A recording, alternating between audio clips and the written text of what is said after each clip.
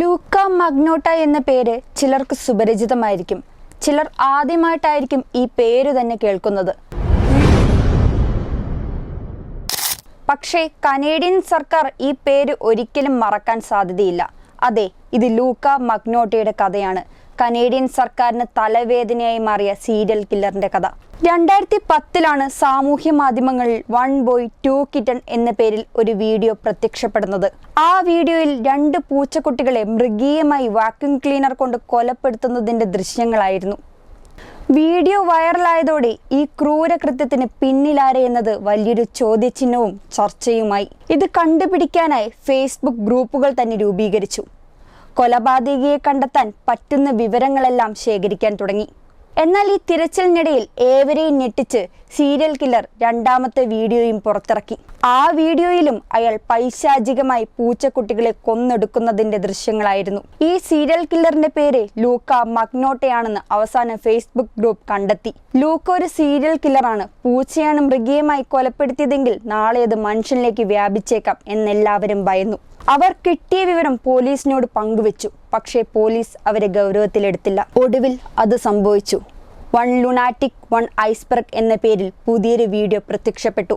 പതിവിന് വിപരീതമായി അയാൾ മൃഗീയമായി കൊന്നത് പൂച്ചക്കുട്ടികളെ ആയിരുന്നില്ല, അതൊരു മനുഷ്യനായിരുന്നു. അടുത്ത ദിവസം തന്നെ കാനഡയിലെ ഒരു ഹോട്ടലിന്റെ വേസ്റ്റ് ബിന്നിൽ നിന്നും ഒരു പെട്ടി കിട്ടുന്നു. അതിൽ തലയും കൈയും കാലും ഛേദിച്ച ഒരു മനുഷ്യന്റെ ഉടൽ ഉണ്ടായിരുന്നു.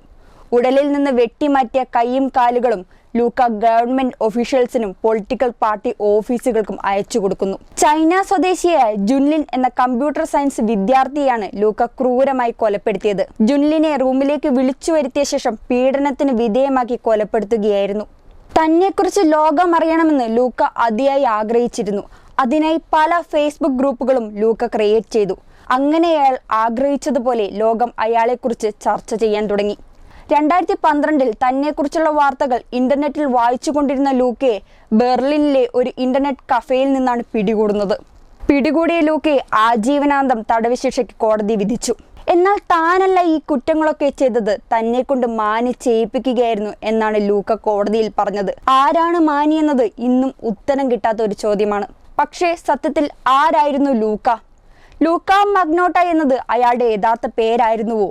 എറിക് കിർക്ക് ന്യൂമാൻ എന്നതായിരുന്നു ലൂക്കയുടെ യഥാർത്ഥ പേര്. ചെറുപ്പത്തിൽ തന്നെ എറിക്കിന്റെ മാതാപിതാക്കൾ വേർപിരിഞ്ഞിരുന്നു. മാതാപിതാക്കളുടെ വേർപിരിയൽ എറിക്കിന് മാനസിക വിഭ്രാന്തി ഉണ്ടാക്കി. ഒരുപാട് കാലം മെന്റൽ അസൈലത്തിൽ കഴിഞ്ഞു. എറിക്കിന്റെ ആഗ്രഹം ഒരു നടനാകണം എന്നതായിരുന്നു. അതിന്റെ ആദ്യപടിയായി പുതിയൊരു പേര് സ്വീകരിക്കുന്നു. ആ പേരായിരുന്നു ലൂക്ക റോക്കോ മഗ്നോട്ട എന്നത്. പക്ഷേ അയാളുടെ സ്വപ്നങ്ങൾ യാഥാർത്ഥ്യമാകാതെ പോയി. ലൂക്ക പുറത്തുവിട്ട 1 ബോയ് 2 കിറ്റൺ എന്ന വീഡിയോ വൈറലായതിനു ശേഷമാണ് ലോകം അയാളിലെ കാനിബൽ മനോഭാവം അറിയുന്നത്. ലോകം മുഴുവൻ തന്നെ അറിയണം, തന്നെക്കുറിച്ച് സംസാരിക്കണമെന്ന് ആഗ്രഹമുണ്ടായിരുന്നു ലൂക്കയ്ക്ക്.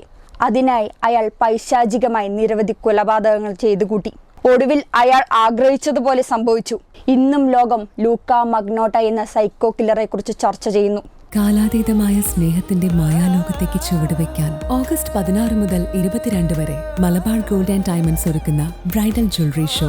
അതിസൂക്ഷ്മമായി രൂപകൽപ്പന ചെയ്ത ബ്രൈഡൽ കളക്ഷനിൽ പാരമ്പര്യത്തിന്റെ തനിമ കൂടി ചേരുന്ന സ്വർണ്ണ വിസ്മയം. Malabar gold and diamonds Kannur ഷോറൂമിൽ ഒരുക്കുന്ന അതിവിശിഷ്ടമായ ആഭരണങ്ങൾ നിങ്ങളുടെ സ്നേഹത്തെ കൂടുതൽ മനോഹരമാക്കുമെന്നത് ഞങ്ങളുടെ ഉറപ്പ്. വരൂ, മനസ്സിനിണങ്ങിയ ആഭരണങ്ങൾ സ്വന്തമാക്കൂ ഞങ്ങളുടെ ഏറ്റവും വലിയ ബ്രൈഡൽ കളക്ഷനിൽ നിന്നും.